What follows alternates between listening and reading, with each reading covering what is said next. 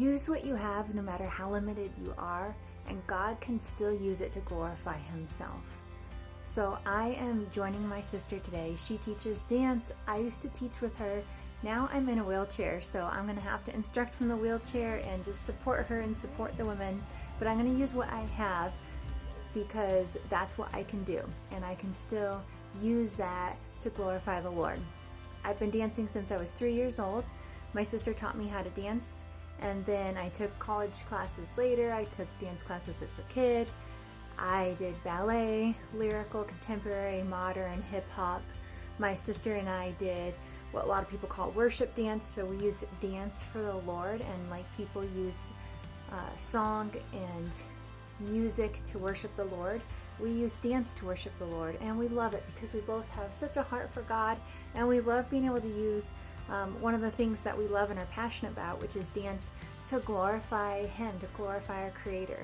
And we have taught people how to dance for as long as I can remember. We were missionary kids. We used it on the mission field, and we would dance in the middle of villages, and it would attract crowds, and then they would come listen to my dad who would preach the gospel. When we came back here, we taught people how to dance in churches and other places, and we just learned how to use dance and teach other people how to use dance to worship God. So we've loved doing it, and we also did a lot of duets together.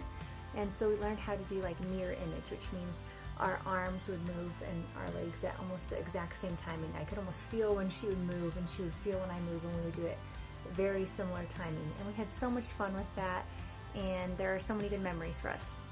When I was in my car accident, obviously I couldn't dance anymore, right? I could barely move. I was in so much pain. I couldn't leave a dark room. I could barely understand English. And she put on this performance at one point for me with a bunch of dancers to bless me. I'll see if I can link the video here. I know some social media platforms don't let me put links in there, but I'll try to.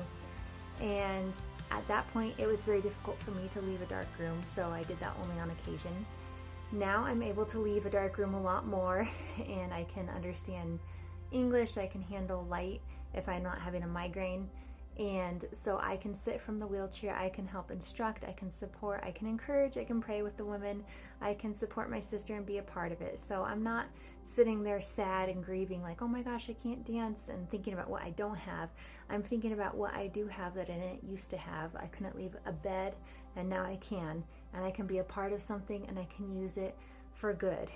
Moses in the Bible had a speech impediment, but God still used him to lead thousands, or was it millions of people?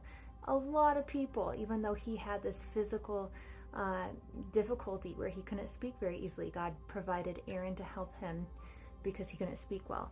Paul in the Bible was used greatly by the Lord, but we know he had some sort of sickness that he mentions in Galatians. So whatever you are struggling with, God can still use you. Give him what you have, and he can bring good out of it.